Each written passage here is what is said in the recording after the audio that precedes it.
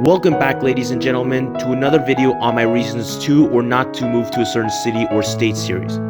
In this video, I'm actually going to talk bad about a city that I actually love more than any other city I visited or lived in before, Vancouver, Canada. Not the one in Washington, that is. Yeah, I absolutely love this city. This was my most favorite city of all time that I have visited, and I would be fine living in the city. I'd be totally fine living in the city, except for the fact that it's snowy here, and I'm not a fan of snow. But like I said, Vancouver is a great city indeed. In fact, it has a lot of history, a lot of culture, and a lot of nice places to go to.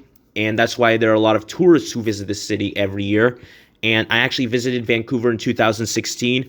Originally, it was for a music festival that was in Surrey, which is right next to Vancouver.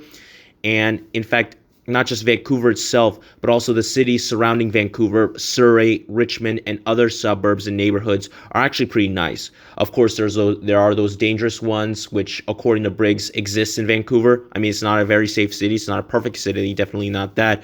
But Vancouver's a great city overall. However, it's not for everyone. And for every good thing about Vancouver, there's always a bad thing. You're probably thinking of moving to Vancouver, Canada. But before you do, you should watch my 5 reasons why you shouldn't move to Vancouver, Canada. Number 5, it's a very outdoorsy city. Now, I understand that there are a lot of people who are into the outdoors, and there are a lot of outdoorsy cities out there, including the city I live in. And this is an advantage for you if you're into the outdoors, but if you're not into the outdoors, if you're more of the type of person who prefers to explore the city, which is great if you're in Vancouver, that's a great city to explore, or if you're just the type of person who prefers to be more at home or not really exploring or hiking in forests, national parks, mountains, then do keep this in mind when you move to Vancouver, Canada, because they have a lot of, not necessarily what I would say are national parks or national protected areas in regards to nature, but they do have quite a few forests just outside of the city, and they have quite a few mountains there. I did visit the Capilano Suspension Bridge, and I liked it. In fact, it's one of those outdoor activities that's for those of you who aren't into outdoor activities. You could visit the Capilano Suspension Bridge. It's north of Vancouver, Canada, and it's a very nice place. But in general, if you're more of the type of person who is not huge when it comes to hiking, when it comes to the outdoors, going up mountains and that kind of thing, then reconsider moving to Vancouver, Canada. Number 4, the cost of living and the housing market. Now, this is actually quite confusing to me because I originally heard about 4 years ago that the cost of living in Vancouver, Canada is pretty expensive. I wouldn't be surprised if it is because it's a very big tourist hotspot, and I heard a lot of people are moving there, and as a result, the cost of living there is going to increase, in particular when it comes to housing prices. However, according to Briggs and a few other sources, they say the housing market there, at least in recent years, isn't good because the housing prices have surprisingly declined in the recent years. It sounds like not a lot of people are actually living in Vancouver, Canada, or choosing to move there these days. Now, like I said, this is quite confusing.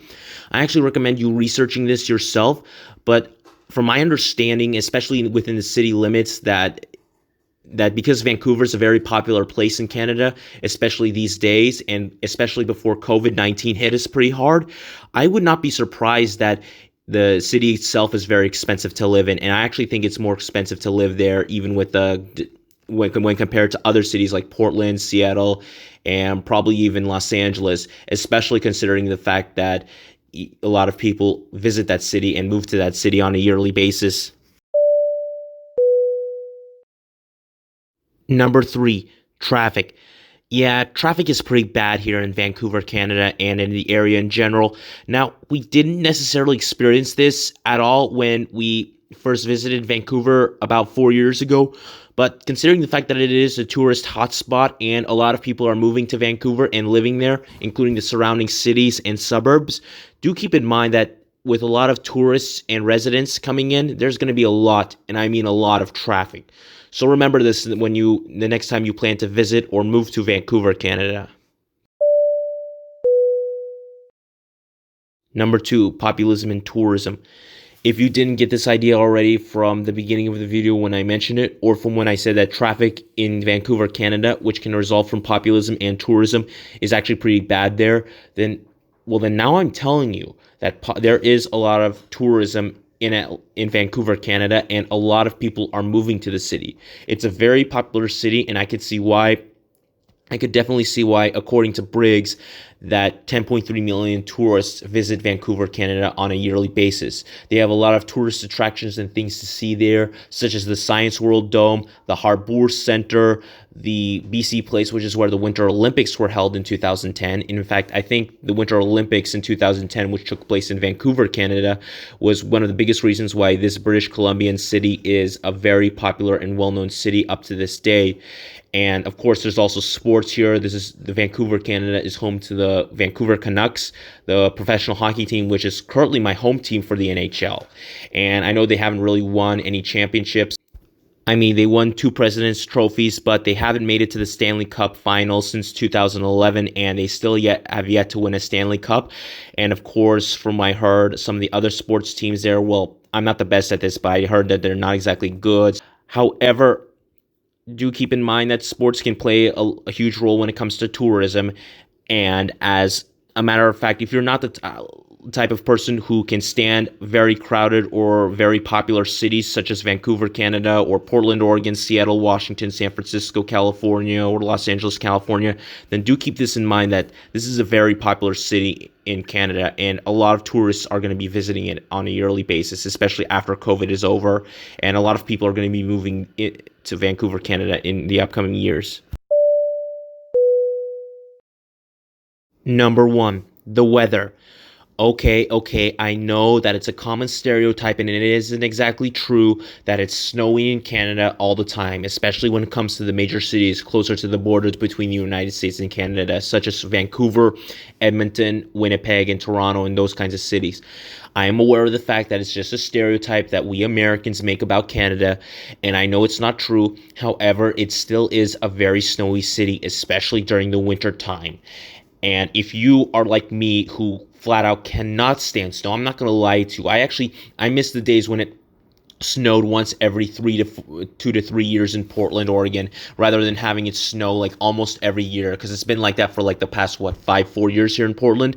But I cannot stand snow, and that's probably the only thing that would keep me from moving to Vancouver, Canada, unless they snow plowed the streets very well during the winter time, because the snow there is actually pretty bad compared to other U.S. cities, including those closer to the border between the U.S. and Canada. So if you can't stand this type of weather, and it's not just snow, it does rain quite a lot during the springtime. So if you cannot stand snow, if you're like me who can't put up with snow, then do keep this in mind and take that into consideration the next time you move to or even visit Canada.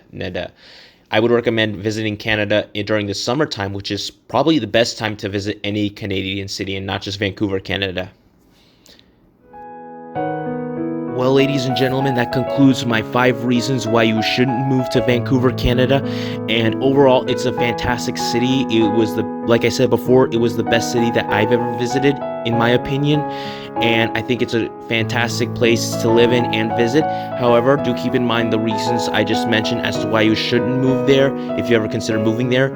And if you definitely want to visit, which I would recommend you do when the pandemic is over, I definitely recommend you give a shot at visiting Vancouver. It has a lot of historic sites and places to see, things to do like museums, entertainment-wise, and even a great place to grow if you are planning on moving to Vancouver or Canada in general, and probably one of the best places to raise a family in Canada. So I hope you enjoyed this video. Don't forget to hit that subscribe and like button. I hope you all have a safe holiday season and a happy new year. Stay tuned for more videos.